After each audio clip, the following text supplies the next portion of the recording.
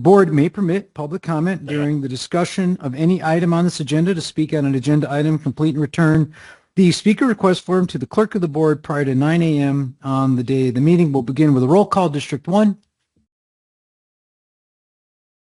Mr. Crosby? Going? There he is. Can you hear you? District 1? Frank, I got to fix my... There you are. Just say yeah. Okay, I'll count that as here. All right, District 2. Gomez is here. And District 3, Antonori is here. All supervisors are present with Mr. Crosby attending remotely. All right, we have one item on the agenda today. Our action item is agenda item number 1. Can I have a motion, please? I move to certify the election results submitted by the Cochise County Elections Department as the official canvass for the special general CD7 held on September 23rd, 2025. I'll second it. Is Tom back up?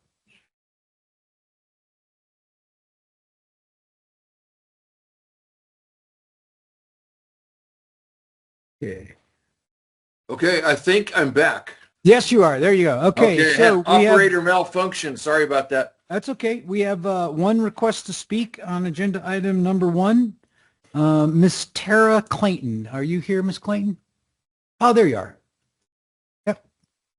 You have 3 minutes, ma'am. Thank you. Yep.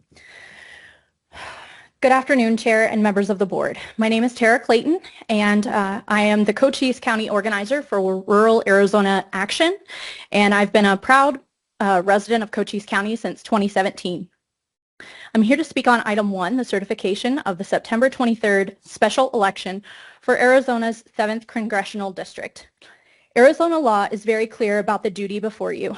Under ARS 16642, the County Board of Supervisors must meet, canvass, and certify the election returns once they have been properly submitted. This is not a matter of personal discretion or political opinion. It is an administrative duty and one required by law to uphold the integrity of our democratic process.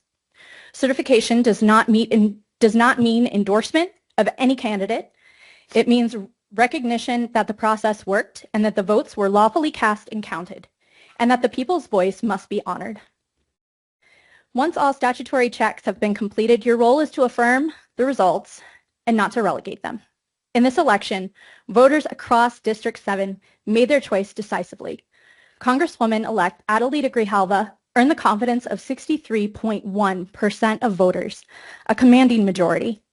Refusing to delay certification would not change that outcome. It would only silence the voices of thousands of Arizonans who participated in good faith.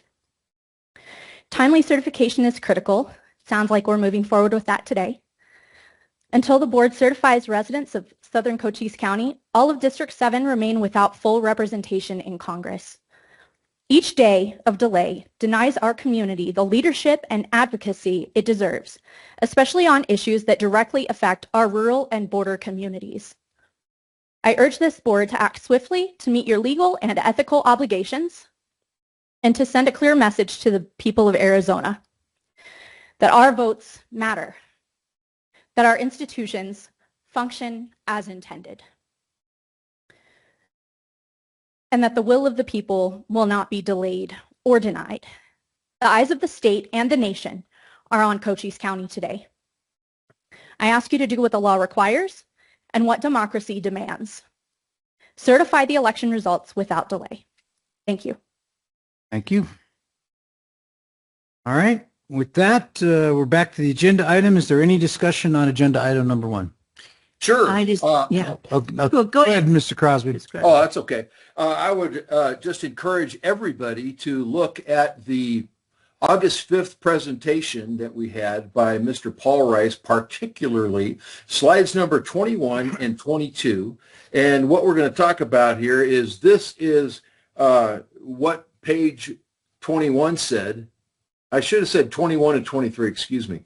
So it says, the effective date of certification of voting system test laboratories shall not exceed a period of 2 years.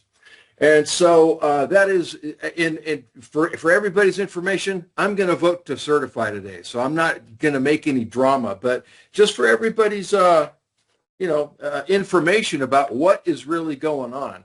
The issue is not hand counting or not hand counting. The issue is biennial reaccreditation of voting system test labs. Okay? And so prior to, now this is what's really odd. 1 week after the 2022 general election is when they changed the VSTL certification manual into version 3.0, and it deleted this stipulation. The effective date of the certification, which shall not exceed a period of 2 years. Okay, so as of the version 3.0, they made the accreditation eternal unless it is revoked.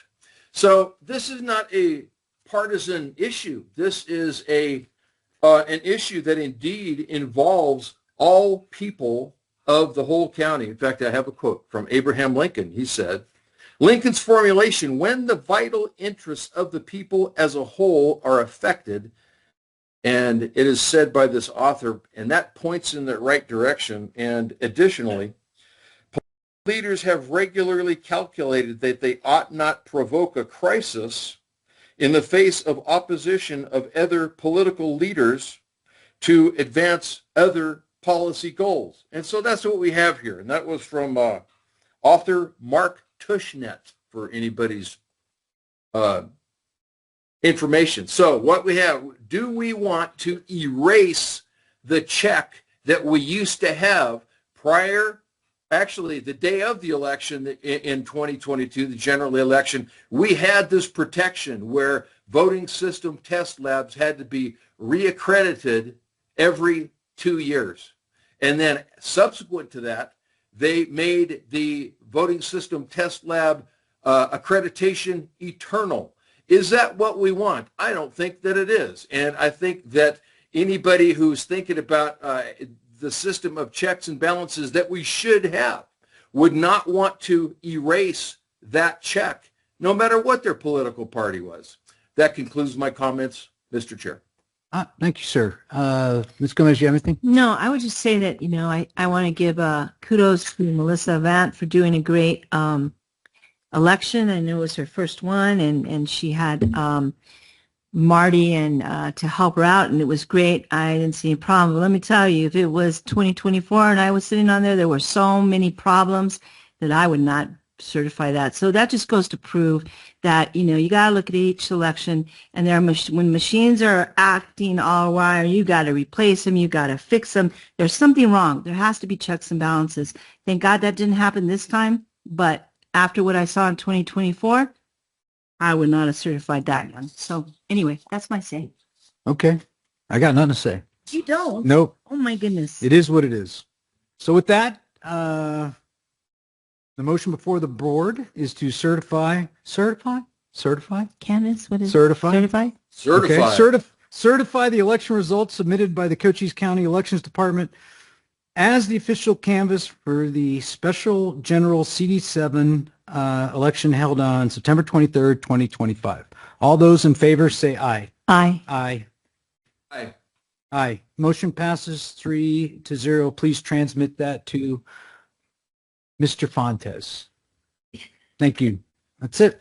Next meeting will be a work session on Thursday, October 9th to discuss possible direction regarding the initiation of a county-wide economic guideline. Nope. No, we can't. We canceled that one. Oh, we canceled it? Yeah, because we need to figure a few things out before we can bring it, but we're going to bring it soon, right? It's on my paper. So The paper was written before we canceled. oh, okay. So that's right. You mentioned it at the previous meeting. My bad. So when is the next meeting then? Are we not going to meet Thursday? Pressure's on. All right. We don't- Go to Ms. Gilman for the next meeting.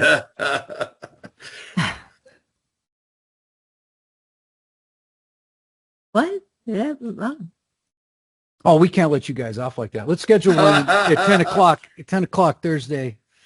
I have meetings and then If you can believe it, it's not until October 21st. That's- with Get the heck out. There's a flood control district meeting. there's no work sessions? There's no work sessions, What but the we heck are are you- going to rural transportation. All right. Okay, yeah, it's rural transportation. Rest assured, we are working. All right. So next meeting is the Better be. 21st of October, unless something magical happens and we do one beforehand. So with that, we are adjourned.